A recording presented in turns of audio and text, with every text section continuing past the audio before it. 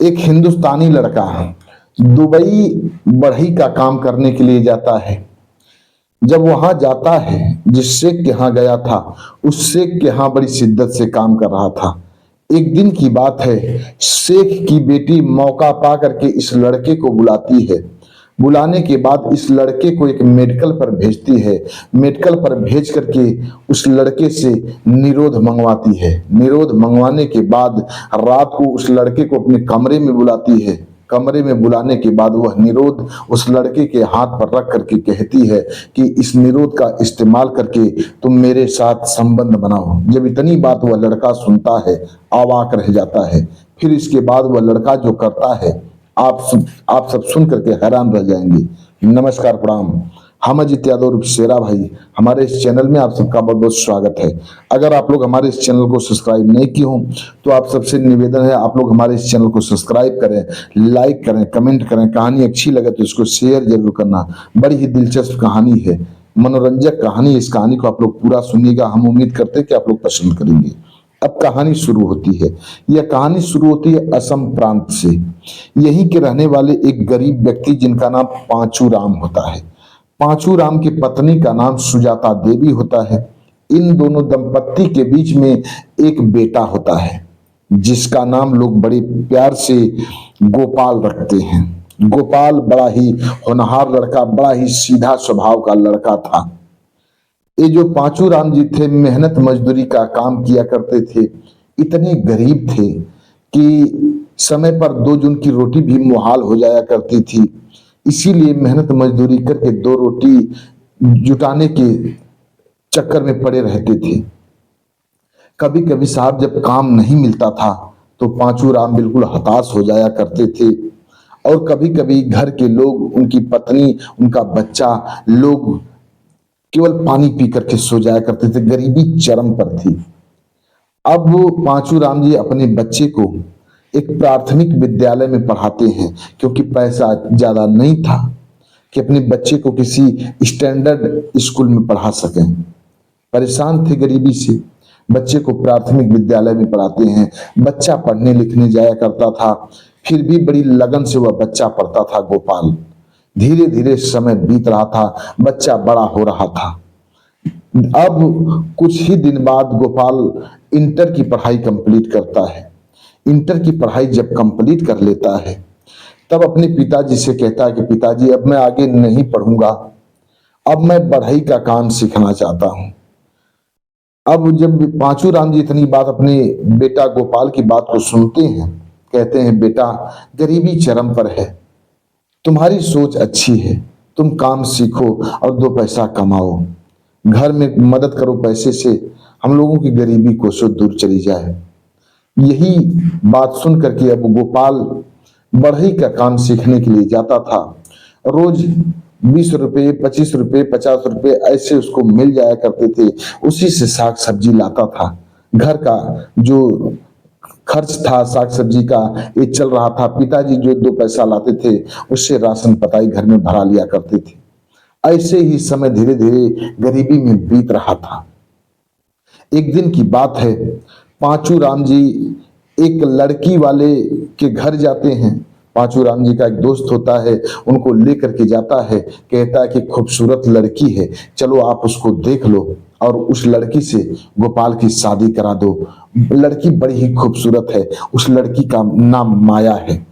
जब पांचू राम जी इतनी बात सुनते हैं, अपने दोस्त की बात मान करके माया के घर जाते हैं। माया को देखते हैं, माया की खूबसूरती को देख करके मोहित हो जाते हैं। सोच जाते हैं पांचू राम कि ये लड़की इतनी खूबसूरत है, अगर गोपाल की शादी इससे हो जाएगी तो बड़ा अच्छा होगा। अब लड़की के पिता से बात करके, माया के पिता से बात करके शादी की तारीख तय करा देते हैं पांचू राम। लड़की के पिता से कहते हैं कि मुझे दहेज में कुछ नहीं चाहिए, बस आपकी बेटी चाहिए। अब लड़की के पिता अर्थात माया के पिता जब इतनी बात सुनते हैं, बहुत खुश होते हैं कि मैं ऐसा व्यक्ति देख रहा हूं जो दहेज बिल्कुल लेने से मना कर रहा है, तो क्यों नहीं इसके बेटे से बेटी की शादी करा दी जाए।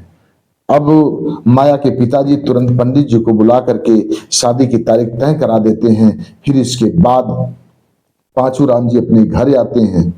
जब घर आते हैं, जिस दिन गोपाल की शादी थी माया से, उस दिन पांचू जी अपने बेटे की बारात बड़े धूमधाम से माया के घर लेकर के जाते हैं और पूरे रस्मों रिवाज के अनुसार गोपाल की शादी होती है। सवेरा होता है, गोपाल अपनी दुल्हन माया को अपने साथ लेकर के घर पर आता है। गांव की जितनी औरतें थी सभी लोग जब माया को देखती थी तो अवाक रह जाती थी कि गोपाल की दुल्हन इतनी खूबसूरत है। ऐसी दुल्हन आज तक पहली बार इस गांव में उतरी है, पहली बार इस गांव में ऐसी दुल्हन आई है। इतनी खूबसूरत लड़की है, इतनी खूबसूरत दुल्हन है कि ऐसी दुल्हन आज तक गांव में कोई नहीं है। सभी औरतें तारीफ करती हैं माया की। अब धीरे धीरे शाम हो जाता है। शाम को गोपाल माया के साथ माया के कमरे में होता है, सुहाग रात मनाता है। फिर इसके बाद अब जो दिनचर्या थी, गोपाल अपनी दिनचर्या को करने लगता है, अर्थात बढ़ई का काम करने लगता है। समय समय पर जाता था, जिस दुकान पर काम करता था उस दुकान पर जाता था और काम करता था। फिर शाम को घर पर आता था। एक दिन की बात है, जो पांचू जी थे गोपाल के पिताजी, उनकी अचानक मौत हो जाती है। जब पिता की मौत हो जाती है तब गोपाल गांव भर के लोगों की मदद लेकर के अपने पिता की अंत्येष्टि क्रिया करने के लिए स्मशान घाट पर जाता है। अंत्येष्टि क्रिया करके घर पर लौटता है, 13वीं संस्कार करता है। फिर इसके बाद अब गोपाल अपनी माँ और दुल्हन के साथ घर में रहने लगता है।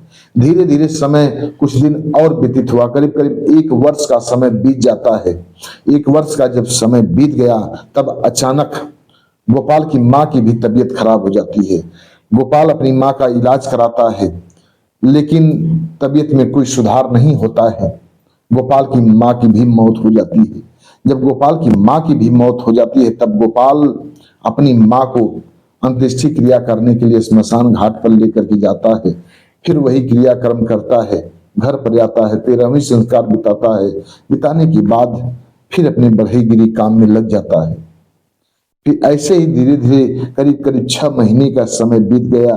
एक दिन गोपाल की पत्नी कुछ पैसों का डिमांड कर देती है। गोपाल के पास पैसे नहीं होते हैं। माया अब अपने पति से जिद करने लगती है। गोपाल बहुत ज्यादा पैसा नहीं कमा रहा था, अब महज 5,000 रुपये महीने का कमा रहा था। उसी में घर का खर्च देखना था उसको। हितई नतई में जो विवाह शादी होते हैं उसको भी देखना होता है, कहीं आना जाना हुआ वो भी देखना, साग सब्जी देखना, सब कुछ खर्चा उतने पैसे में उठाना था। अब जो माया थी ज्यादा पैसे का डिमांड कर देती थी, उसको एक मोबाइल चाहिए थी। जब इतनी बात गोपाल सुनता है, कहता है कि माया अभी मेरे पास पैसे कम है, मैं तुम्हें बाद में पैसे दे दूंगा। लेकिन माया जिद कर देती है। जिद के आगे अब यह गोपाल विवश हो जाता है, बहुत समझाने की कोशिश करता है। जब वो नहीं मानती है तब माया को 4 थप्पड़ जड़ देता है। अब माया रोने लगती है। फिर इसके बाद तुरंत अपने कपड़ों को उठाती है, अपने गहनों को लेती है और गोपाल का घर छोड़ करके चली जाती है अपने मायके। मायके जा करके वहां FIR दर्ज कर देती है गोपाल के खिलाफ और गोपाल से तलाक लेने की अर्जी दायर कर देती है। गोपाल विवश हो जाता है। गोपाल के घर सम्मन आता है पुलिस के द्वारा, गोपाल कोर्ट जाता है। फिर इसके बाद कुछ ही दिन में दोनों का तलाक हो जाता है। अब गोपाल अपने घर में अकेले रहने लगा। इधर धीरे धीरे समय कुछ दिन और व्यतीत हुआ। गोपाल काफी चिंतित रहता था।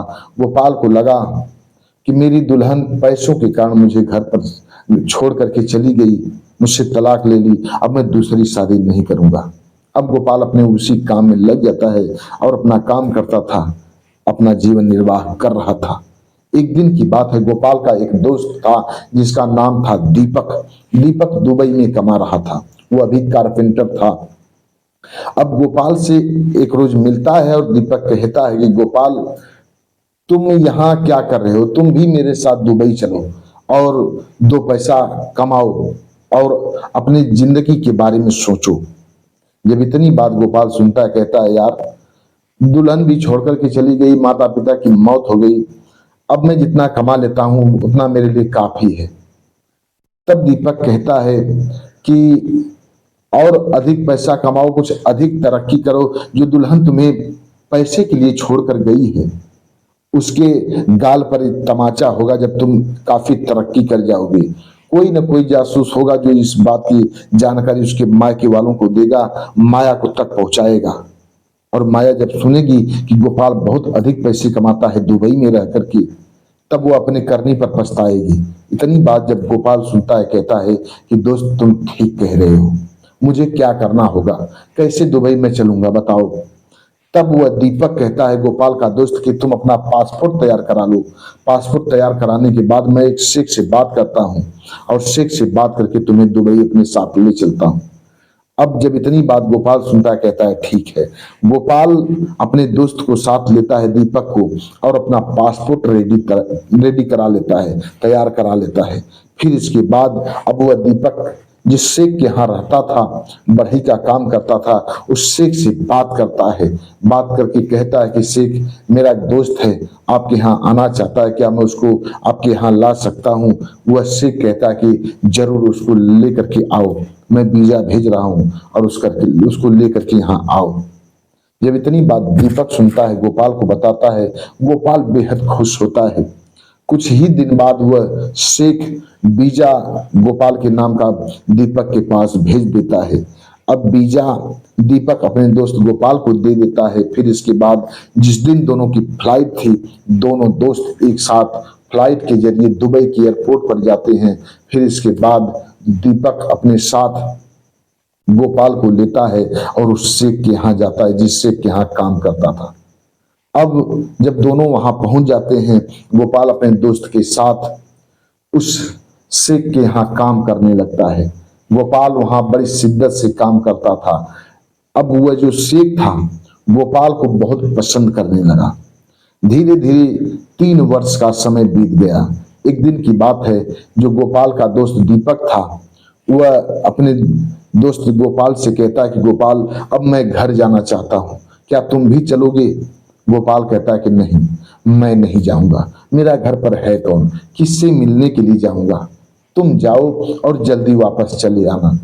जब इतनी बात दीपक सुनता, कहता है कि अब मैं हमेशा हमेशा के लिए जा रहा हूं, अब मैं नहीं आऊंगा। अब मेरी दिली तमन्ना कि अब मैं इंडिया में ही रह करके 2 पैसा कमाऊं, अब यहाँ मुझे आना अच्छा नहीं लग रहा है। विदेश है, अपने लोगों से हमेशा मिल नहीं पाता हूँ, यहाँ अकेले में बोर हो जाता हूँ।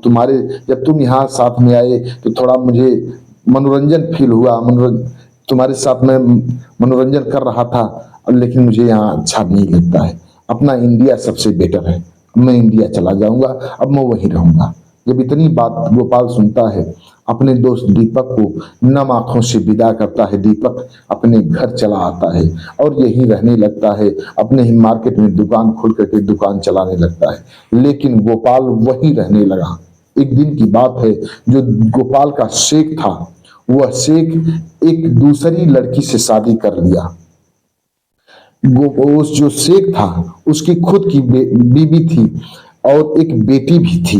बेटी का नाम तहमीन था। बेटी सयानी थी, तो भी वह शेख दूसरी बीवी से शादी करके दूसरे जगह आशियाना बना करके रहने लगा और अपनी पत्नी और बेटी को यहाँ अकेला छोड़ देता है। यहाँ की जितनी संपत्ति थी वह शेख यहीं छोड़ देता है और अपनी बीवी से कहता है कि यहाँ की देख रेख तुम करो, तुम यहाँ की मालकिन बन करके रहो और मैं अपनी दूसरी वाली बीवी के साथ रहता हूँ। दूसरी कंपनी जो कुछ था डाल करके वह शेख देखने लगता है, पैसा कमाने लगता है। इधर ये जो शेख की पहली वाली बीवी थी अपनी बेटी के साथ रहने लगती है। धीरे धीरे कुछ दिन व्यतीत हुआ। एक दिन की बात है, जो शेख की एक पत्नी थी तहमीन की माँ, यह भी एक दूसरे शेख से शादी कर लेती है। जब दूसरे शेख से शादी कर लेती है, अपने बेटी से कहती है कि तुम्हें भी चलना हो तो मेरे साथ चलो, अन्यथा तुम यहाँ अपने पिता की जितनी संपत्ति है लेकर के अपना अकेला रहो। जब इतनी बात बेटी तहमीन सुनती है, अपनी माँ से कहती है कि मैं यहाँ से नहीं जाऊंगी, मुझे यहीं अच्छा लगता है, तुम जाओ, तुम्हें जहां जाना हो जाओ। अब तहमीन की माँ दूसरे शेख से शादी करके चली जाती है। अब घर में शेख की बेटी अकेली पड़ जाती है, जिसका नाम तहमीन था। तहमीन अकेले ही जितनी उसकी संपत्ति थी, कारोबार था, कंपनी थी, सब कुछ देख रेख वह तहमीन करने लगती है। ऐसे ही धीरे धीरे कुछ दिन और व्यतीत हुआ। एक दिन की बात है, वह तहमीन अपने ही जो कारपेंटर की दुकान थी वहां जाती है। वहां जाने के बाद जब गोपाल को देखती है, गोपाल को देखते ही मंत्रमुग्ध हो जाती है उसकी खूबसूरती को देख करके। वह गोपाल पर फिदा हो जाती है। गोपाल इतना खूबसूरत लड़का था, गोपाल को देखते ही वह लड़की कामुक्त हो जाती है। अब शाम को गोपाल को अपने पास बुलाती है। पास बुलाने के बाद एक पर्चे पर कुछ लिखती है। लिखने के बाद गोपाल को बगल वाले मेडिकल पर भेज देती है। कहती है कि मैं इस पर्चे पर कुछ लिखी हूं, इसी को जा करके लेकर के आओ। पैसा दे देती है। गोपाल चला जाता है उस मेडिकल पर। मेडिकल पर जाने के बाद वह पर्चा मेडिकल वाले को थमाता है गोपाल। मेडिकल वाला एक पैकेट में निरोध देता है। अब उस निरोध को लेकर के उस जो पर्चा था उस पर निरोध ही लिखी थी और निरोध ही गोपाल से मंगवाती है। जब मेडिकल वाला निरोध दे देता है, गोपाल उस निरोध को अपने साथ लेकर के आता है। गोपाल नहीं जानता था कि इस पैकेट में निरोध है। अपनी उस तहमीन मालकिन को दे देता है। जब तहमीन पाती है निरोध अपने पास रख लेती है। धीरे धीरे जब अंधेरा हुआ, करीब करीब 10 बज गया रात को, तब रात को एक तहमीन गोपाल को अपने कमरे में बुलाती है। अपने कमरे में बुलाने के बाद पैकेट फाड़ती है। पैकेट फाड़ने के बाद वह निरोध निकालती है। निरोध निकालने के बाद गोपाल के हाथों पर वह निरोध रख देती है। रखने के बाद गोपाल से कहती है कि गोपाल, मैं तुम्हें बेहद पसंद करती हूँ। मैं तुम्हारे साथ शारीरिक संबंध बनाना चाहती हूँ और तुम्हारे साथ शादी भी करना चाहती हूँ। तुम मेरे साथ शारीरिक संबंध बनाओ, फिजिकल रिलेशन बनाओ और मेरे साथ शादी करके तुम यहीं सेटल हो जाओ। तुम मेरे साथ जिंदगी बिताओ। जब इतनी बात गोपाल सुनता है, चौंक पड़ता है। कहता है कि मालकिन, आपको सच्चाई पता नहीं है। मैं जो इंडिया का रहने वाला हूं, मेरी पहले शादी हो चुकी थी। मेरी पत्नी पैसों के कारण मुझे छोड़ करके चली गई। फिर इसके बाद मैंने कसम खा लिया कि मैं शादी नहीं करूंगा। तो मैं अपने वादा को तो नहीं तोड़ सकता। मैं आपसे कैसे शादी करूं? और मैं आपसे शादी भी नहीं करूंगा। हो न हो आप पैसे वाली हैं, आप भी किसी दूसरे लड़के को बाद में पसंद कर लें और उससे शादी कर लें। मेरा तो पहले से ही दिल टूटा है, फिर दोबारा दिल टूटेगा, मैं बर्दाश्त नहीं कर पाऊंगा। आपके साथ मैं ऐसा कुकर्म नहीं कर सकता। जब इतनी बात वह लड़की सुनती, तहमीन कहती है कि मैं कसम खाती हूं, मैं दूसरे किसी के साथ नहीं जाऊंगी, दूसरे से शादी नहीं करूंगी, मैं तुमसे शादी करूंगी। तुम मेरे साथ शारीरिक संबंध बनाओ। मैं बिल्कुल कामुक्त हो चुकी हूँ, मैं तुमसे जरूर शादी करूंगी। वह लड़की बारंबार कसम खाती है। तब जब इतनी बात गोपाल सुनता है, उस निरोध को अपने हाथ में लेता है, फिर उस निरोध को फाड़ करके फेंक देता है। फाड़ कर फेंकने के बाद कहता है कि मैडम, जब आप मुझसे शादी करेंगी, आप वादा कर रही हैं, कसम खा रही हैं, तब इस निरोध की जरूरत ही क्या है? तब मैं खुलेआम आपके साथ संबंध बना सकता हूं। जब इतनी बात वह लड़की सुनती, कहती है बेशक तुम मेरे साथ जैसे मन करे वैसे संबंध बनाओ और मैं तुमसे जरूर शादी करूंगी। वो लड़का जब इतनी बात सुनता है, कहता है ठीक है, मैं अपने कसम को तोड़ रहा हूं कि मैं दूसरी शादी नहीं करूंगा। पहले कसम खाया था तो इस कसम को तोड़ रहा हूं, लेकिन मेरे साथ कभी गद्दारी मत करना। जब इतनी बात वह तहमीन सुनती है, बारंबार कसम खाती है, कहती कि मैं ऐसी गलती कला को नहीं कर सकती, कभी भी नहीं करूंगी। आप मेरे साथ फिजिकल रिलेशन बनाओ। वह लड़का तुरंत गोपाल तैयार हो जाता है और तहमीन के साथ उस कमरे में तहमीन के साथ रिलेशन बनाने लगता है, शारीरिक संबंध बनाने लगता है।